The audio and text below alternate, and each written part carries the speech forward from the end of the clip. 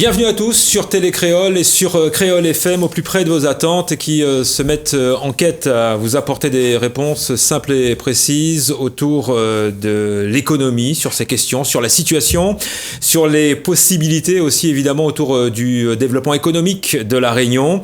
Cette nouvelle émission, deuxième d'ailleurs de la série sur ce thème, vous est présentée avec à nos côtés évidemment la CCIR, la Chambre de commerce et d'industrie de la Réunion. On va donc pouvoir, comme vous le devinez, parler économie, avec pour aujourd'hui particulièrement donc un regard tourné vers l'extérieur. Le tout, évidemment, en développant son activité.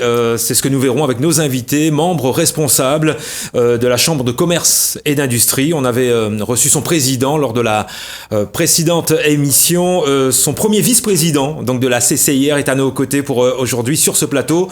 Monsieur Pascal Plante, bonjour. Bonjour. Aussi présente sur ce plateau, Madame Andy Esmeralda. Bonjour, vous êtes conseillère internationale de la CCI Réunion. Bonjour. Et puis à vos côtés, Madame Sophie Jeannette, bonjour, qui est directrice au pôle international innovation économie numérique. Nous allons sacrément en parler. Bonjour, au cours de cette émission. Voilà, vous savez tout ou presque côté présentation sur cette émission d'information échange sur Télécréole et Créole FM, en compagnie donc d'un organisme majeur évidemment à La Réunion et qui œuvre au quotidien pour le développement économique de notre île, pour son aménagement, et également donc la Chambre de commerce et d'industrie de La Réunion est ici présente sur ce plateau et sur Télécréole et Créole FM. Déjà, je m'adresse à monsieur le vice-président, premier vice-président de cette CCI Réunion. Quels sont les grands courants, puisqu'on parle aujourd'hui du PIIEN, on y reviendra dans quelques instants. On était davantage, lors de la précédente émission, focalisé sur le pôle économique. Combien de pôles, finalement, sont distingués et sont présentés à la CCIR ? Écoutez, retenons de façon globale, pour représenter l'ensemble des opérateurs économiques de l'île de la Réunion, dans le commerce, dans le service et dans l'industrie, de pouvoir les accompagner, que nous avons identifié 3 pôles principaux. Le pôle économique, bien sûr, une chambre de commerce et d'industrie sans le pôle économique n'est pas une chambre de commerce et d'industrie. Le pôle formation, c'est accompagner le monde économique à la formation, aux besoins de compétences du territoire. Et le PIEN, PIIEN, comme vous l'avez dit, le PIEN, où on va parler maintenant davantage d'innovation, d'action numérique et aussi d'internationalisation des entreprises. Donc accompagner les entreprises à l'ouverture sur le monde en réalité par ces 3 canaux. On peut dire que c'est le moins connu finalement des 3 pôles, ou pas, moins dans les esprits peut-être, ou pas, de tout à chacun ? C'est celui qui mériterait davantage à être connu, oui, en effet, parce que c'est celui qui ouvre tous les potentiels pour l'économie réunionnaise et pour les PME, TPE locales, voire même d'entreprises à taille intermédiaire. Donc c'est celui, oui, qui c'est le pôle d'avenir. Lorsqu'on parle d'innovation, c'est l'avenir. Lorsqu'on parle d'économie numérique, c'est l'avenir. Et lorsqu'on parle d'internationalisation des entreprises, c'est aussi l'avenir de notre territoire. Eh ben, ça tombe bien, on va en parler avec justement, en plus des responsables et des spécialistes en la matière, ici avec une conseillère internationale et avec la directrice également donc, de ce pôle, pour rappel, donc, de présente, pour pouvoir échanger davantage sur ce sujet évidemment et sur ce pôle donc de la CCI. Premier vice-président, quelles sont vos missions, je dirais très rapidement, quotidiennes, en quoi consiste votre travail quotidien, Monsieur Plante ? Alors, premier vice-président, ça veut dire que je suis élu à la Chambre de commerce et d'industrie. Ça veut dire que je gère aussi mes propres activités. Je vais commencer par là parce qu'on a tendance à oublier que nous sommes avant tout chefs d'entreprise, avant d'être élus à la Chambre de commerce et d'industrie.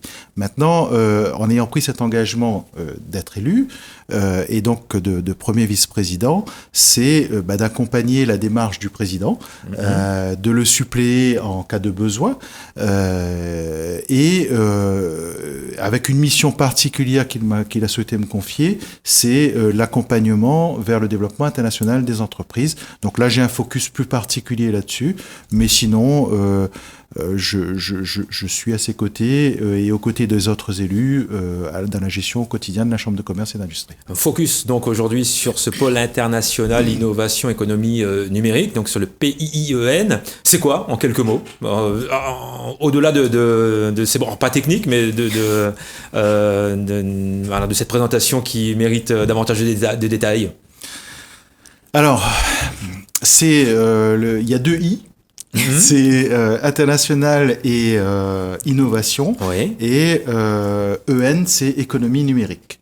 Donc, on est la porte d'entrée pour les entreprises qui ont besoin d'être accompagnées. C'est le cas de notre tissu économique. Nous avons essentiellement des PME, TPE qui peuvent avoir de bonnes idées, de bons projets, mais qui ont besoin souvent d'être accompagnés, que ce soit dans le numérique, que ce soit dans l'innovation.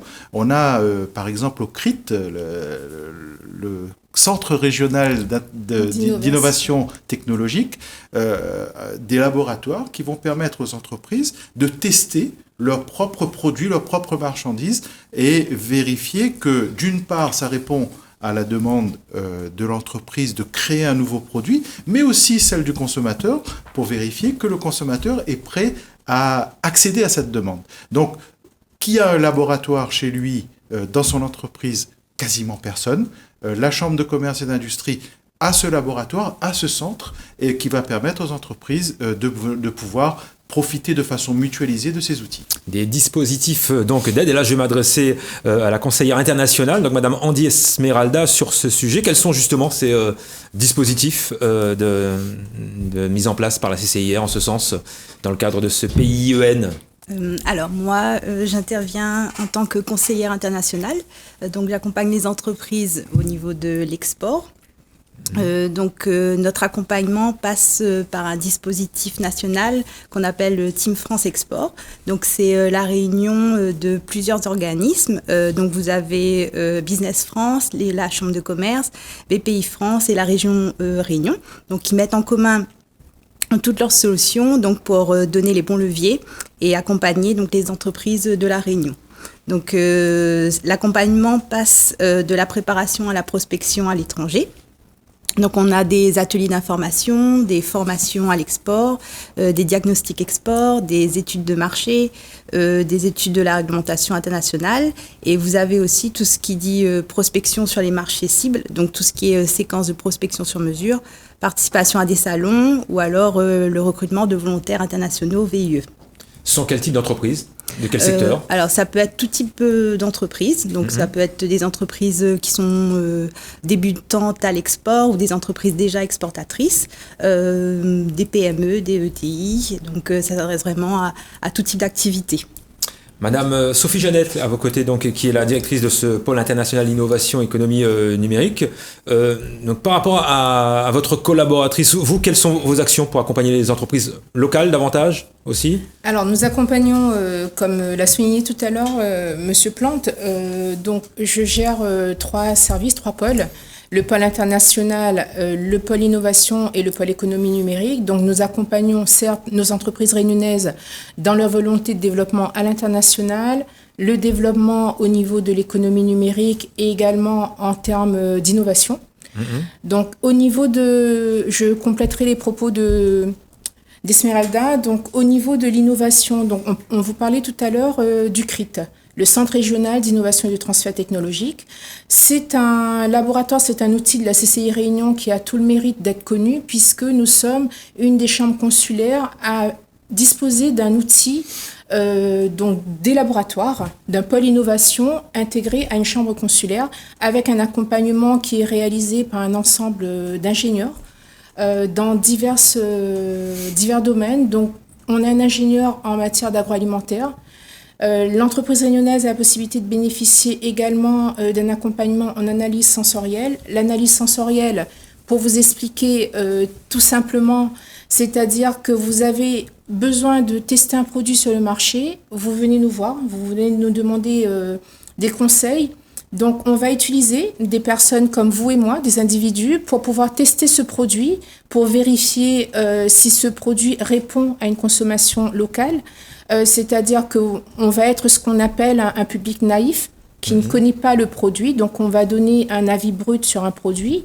On a également mis en place ce qu'on appelle des profils entraînés. Vous avez également un groupe de personnes qui peut être entraîné à faire des tests et qui a la possibilité également de donner un avis, on va dire, un peu plus averti, un peu plus direct sur des produits puisqu'ils sont habitués à tester les produits. Et ensuite, cette analyse, c'est une analyse comparative qui est faite. Donc, pour vous donner une idée de ce qui est fait en laboratoire. C'est un peu une étude de marché en version pratique. En version pratique directe, en laboratoire. Voilà, c'est pour ça que nous sommes à la limite, ce sont les corps humains qui sont utilisés pour les tests. Donc, les sens sont mis en avant, c'est-à-dire le goût, l'odorat, la vue. Ce sont des sens qui sont utilisés lors de ces tests. Nous disposons également à La Réunion, en tout cas pour nos entreprises réunionnaises, d'un laboratoire de métrologie. Donc la métrologie, c'est l'indicateur de mesure, c'est de s'assurer pour une entreprise d'avoir de bons outils qui donnent de bonnes mesures. Donc les balances sont testées chez nous, par exemple. On réalise des étalonnages pour les masses, les températures et également les enceintes thermostatiques, c'est-à-dire vérifier au niveau d'un réfrigérateur, d'un congélateur, que les mesures qui sont affichées lorsque vous conservez des produits sont à la bonne température. Et la particularité que nous avons également pour ce laboratoire, c'est que nous disposons d'un laboratoire qui est accrédité COFRAC, donc c'est la plus haute accréditation qu'il y a au niveau français également. Donc c'est très important de le souligner pour nos entreprises réunionnaises. C'est un pôle, c'est un service en pleine évolution, en pleine croissance aussi de la part donc, de ces entreprises qui démarchent et qui viennent vous voir ou pas ? Alors, c'est un service qui est rendu depuis plusieurs années par la CCI Réunion, qui est au sein de la CCI, qui était méconnu, je ne vous le cache pas. Donc, c'est un service qui ne connaît pas le Covid, puisque malgré le Covid, il y a des impératifs pour les entreprises. Pour des entreprises, les TPE, ça peut être des peseurs qui ont besoin d'étalonner leur masse. Donc, c'est un service qui doit être rendu, qui doit être maintenu. Donc, c'est ce qu'on a souhaité assurer également durant cette période. Donc, pouvoir rendre ce service à ces entreprises pour pouvoir continuer l'étalonnage de leur masse. Donc, qui mérite d'être connu et qui est en pleine évolution, tout à fait. Un pôle qui mérite d'être connu. Monsieur le Premier vice-président de la CCIR, Monsieur Pascal Plante, quels sont les points forts finalement du PIIEN ? Je crois que Sophie Jeannette vient déjà de vous les décrire. Lorsqu'on va faire de l'étalonnage, on a tous un pèse-personne à la maison et effectivement, nos pèse-personnes ne fonctionnent pas bien parce qu'on est toujours trop lourd. Maintenant, on ne va pas faire vérifier l'étalonnage. En revanche, lorsqu'on va acheter 1 kilo de viande, je vais résumer très rapidement, on nous dit qu'il y a 1 kg de sang, il faut qu'on soit sûr qu'il y a 1 kg de sang. Et là, ce service va vérifier. Donc, il est important qu'on puisse sécuriser aussi le consommateur dans la démarche, mais sécuriser aussi le chef d'entreprise qui, lui, sait qu'il vend sur la base d'éléments fiables. C'est pareil pour les analyses sensorielles. Je peux être fabricant de confiture et avoir comme fruit préféré le litchi. Et si on fait des tests sensoriels et on découvre que les consommateurs préfèrent plutôt l'ananas, je vais pouvoir anticiper ma production et faire plutôt de l'ananas que du litchi. Bon, c'est assez simple comme ça, mais ça demande une technologie qui est particulière. Donc, plutôt de haute technologie. C'est le seul, c'est la seule organisation qui a de ce niveau dans la zone océan Indien et qui devrait profiter davantage aux entreprises réunionnaises, mais aussi qui ouvre des perspectives sur les autres îles dans le cadre de la démarche internationale de notre territoire. Question d'actualité, la crise Covid dans tout ça, est-ce que l'impact est davantage ou moindre dans ces secteurs d'activité, dans ce pôle particulièrement? Question peut-être à Madame Andy Esmeralda autour donc de cette, des accompagnements de proposer. Est-ce qu'il y a des dispositifs peut-être de mise en place ou est-ce que l'impact est moindre dans ce secteur-là? Dans ce contexte Covid, c'est vrai que les entreprises elles ont eu beaucoup de difficultés avec la fermeture des frontières, les arrêts d'activité. Et par rapport à cela, donc l'État a mis en place un plan de relance export, donc de manière à soutenir les entreprises avec des aides, des dispositifs assez exceptionnels comme le chèque relance export. Donc c'est une aide à la participation pour soutenir et pour aider les entreprises à prospecter sur les marchés étrangers. Vous avez aussi le chèque relance VIE pour accompagner aussi à avoir des ressources humaines sur les marchés cibles, les marchés étrangers également. Donc, une plateforme aussi qui a été mise en place qui s'appelle Team France Export, où vous avez pas mal d'informations en live sur la situation des différents pays par rapport au Covid. Voilà. Pour résumer, l'import-export a été quand même plus impacté ou moins finalement par rapport à cette crise Covid. Peut-être Monsieur Plante. Oui, fatalement, la crise Covid a amené la fermeture des frontières de nombreux territoires, de nombreux pays, ou la limitation des importations de la part de ces pays. Donc fatalement, nous sommes touchés directement. C'est de mémoire 50 millions de tonnes de moins qui ont été exportés l'année dernière. C'est de la Réunion. De la Réunion. 50 millions de tonnes de marchandises et c'est 31 millions d'euros de chiffre d'affaires en moins de réaliser en matière d'exportation sur le territoire, à partir de notre territoire. Mais j'allais dire, c'est presque normal dans cette situation. Si on rajoute à cela les mouvements qui sont générés au niveau maritime dans le monde, l'île de la Réunion n'est plus nécessairement la priorité qui pouvait être au cœur d'une compagnie maritime il y a quelque temps. C'est l'Australie attire des intérêts, la Chine se réveille, et finalement la Réunion qui est au sud de l'océan Indien n'est plus tout à fait la priorité des compagnies maritimes, et donc pose le problème de ces conteneurs qui ne peuvent pas être acheminés. On voit le nombre de conteneurs sur le port aujourd'hui qui dorment, c'est bien l'illustration de la problématique qui peut être la nôtre. Maintenant, comme je suis toujours quelqu'un d'optimiste, vous m'entendez très peu parler d'export uniquement, mais bien d'internationalisation de la démarche économique.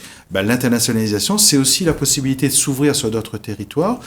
Et le moment du Covid doit être aussi cette période d'anticipation et de prévision pour l'avenir. Et je sais que des entreprises le font aujourd'hui. On peut le voir dans leur démarche d'accompagnement, qui commencent à poser des jalons sur d'autres territoires pour être prêts demain à être présents et accompagner le développement économique de ces autres territoires à partir de nos entreprises locales. Et donc, cette valeur économique est toujours profitable pour nos entreprises. Lorsqu'on crée un emploi à l'extérieur ou 10 emplois à l'extérieur, il y a toujours une corrélation sur le nombre d'emplois qui sont créés dans nos entreprises mères à La Réunion. Quel type d'entreprise s'exporte très bien de La Réunion aujourd'hui ? Y a-t-il peut-être un secteur, une activité ou une entreprise particulièrement ou qui a le vent en poupe de ce côté-là ? Il y en a peut-être un secteur qui se dégage plus que d'autres ? Je voulais savoir. Allez-y. Non, allez-y. Alors, j'ai envie de vous dire, qu'est-ce qui pourrait ne pas s'exporter ? Tout potentiellement peut se faire. Notre hic aujourd'hui, c'est que la sensibilisation à la démarche internationale est encore très faible. Peut-être parce que, par manque de confiance en nous quelquefois, peut-être parce que nous n'avons pas identifié le niveau de maturité des entreprises, mais tout peut s'imaginer dans une démarche internationale, à mes yeux, ou quasiment tout, peut s'imaginer dans une démarche internationale à partir de La Réunion, au vu des compétences disponibles sur notre territoire, même si nos entreprises sont petites. On parle beaucoup de transition écologique numérique également. Là aussi, il y a de l'accompagnement à apporter de ce côté-là. Alors, concernant la transition écologique, transition numérique, de par le contexte, c'est vrai que les entreprises font face à des méthodes de travail qui sont différentes, donc les entreprises ont dû s'adapter. Si on part sur le volet numérique dans un premier temps, par rapport au Covid, les entreprises ont dû s'adapter à la situation, avoir une stratégie digitale qui soit différente justement pour faire face à cette situation, mettre en place par exemple le télétravail, se faire accompagner. Donc la CCI Réunion a eu l'occasion en 2020 et jusqu'à présent, nous poursuivons cet accompagnement, donc accompagner des entreprises dans la mise en place de sa stratégie digitale, dans la mise en place de sa stratégie numérique, donc réfléchir différemment, avoir une approche au sein de sa structure pour pouvoir fonctionner, continuer à fonctionner. La transition écologique, c'est de dire aujourd'hui également par rapport à ce mode de fonctionnement, comment nous pouvons accompagner les entreprises donc en maillant, j'ai envie de dire, le numérique et l'écologique. l'écologique à notre niveau au sein du CRIT, justement, nous avons un ingénieur QRSE, par exemple, qui a la possibilité et qui le réalise déjà, puisque nous avons des entreprises durant cette période Covid qui ont pris le temps d'avoir une approche différente, qui nous sollicitent pour réaliser des prédiag, pour voir comment réadapter la stratégie et pouvoir les accompagner justement dans cette stratégie écologique, de faire un point d'arrêt sur cette activité. Vous avez des chefs d'entreprise qui devraient peut-être, mais à qui ça ne leur parle pas beaucoup forcément, ce côté innovation, voire exportation, qui se disent non, mon produit il est bien comme il est. On a à faire face à ça ou pas? J'ai envie de vous dire oui, puisque le terme innovation, c'est un grand mot. Ouais. C'est vrai que derrière le terme innovation, lorsque nous rencontrons des porteurs de projets, nous les accompagnons pour justement définir cette innovation, pour définir qu'est-ce qu'il entend par innovation. Et bien souvent, il n'a pas forcément mis le terme innovation sur ce qu'il a créé. Ça peut être un produit innovant ou pas, ouais. Mais quand je parle en termes de porteur de projet également, ça peut être porteur d'un projet. Donc nous réalisons ce qu'on appelle des conseils en développement technologique, où nous conseillons, il y a une première approche avec ce chef d'entreprise, avec ce porteur d'un projet, justement pour pouvoir l'orienter, mettre en place ce qu'on appelle une ingénierie de phasage, pour l'accompagner au mieux dans cette structuration. Je souhaitais également rebondir par rapport à ce que vous aviez dit tout à l'heure par rapport à la crise Covid. L'innovation a réagi comment? En tout cas, dans les entreprises que nous accompagnons, il y a eu une prise de conscience qui a été différente puisque on a réfléchi différemment le fait que la Réunion soit loin, comme on le dirait, pour exporter ses produits, donc en lien avec l'exportation. Et il y a une réflexion qui a été menée sur la valorisation des produits locaux. Donc nous avons entre autres signé une convention avec la Chambre d'agriculture justement pour accompagner le domaine de l'agriculture, valoriser les produits. Nous ne pouvons plus exporter, il y a un coût, comme vous le savez, le fret. Nous ne pouvons plus exporter pour différentes raisons par rapport au contexte sanitaire. Comment réagir, comment rebondir face à cette situation?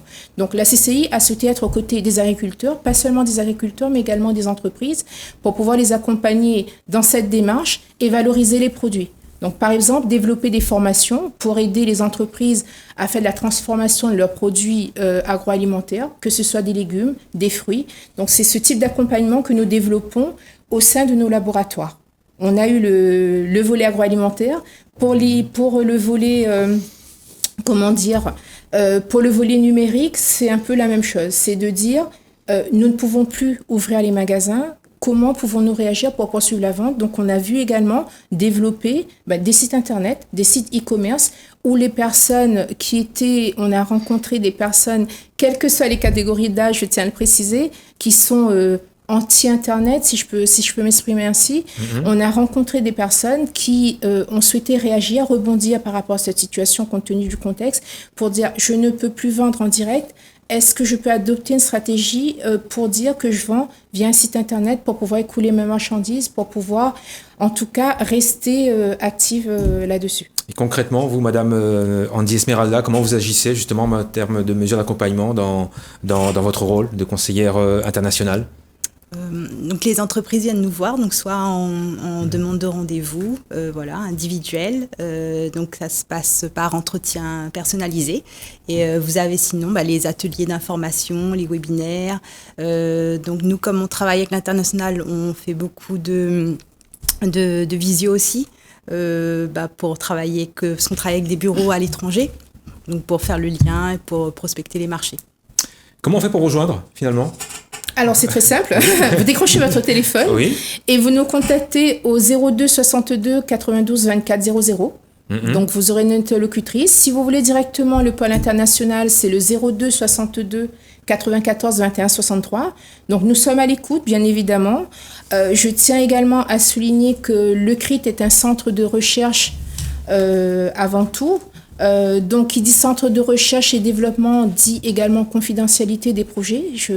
C'est très important de le souligner. Ouais. Nous sommes également labellisés CRT, Centre de ressources technologiques, donc reconnu également par le ministère.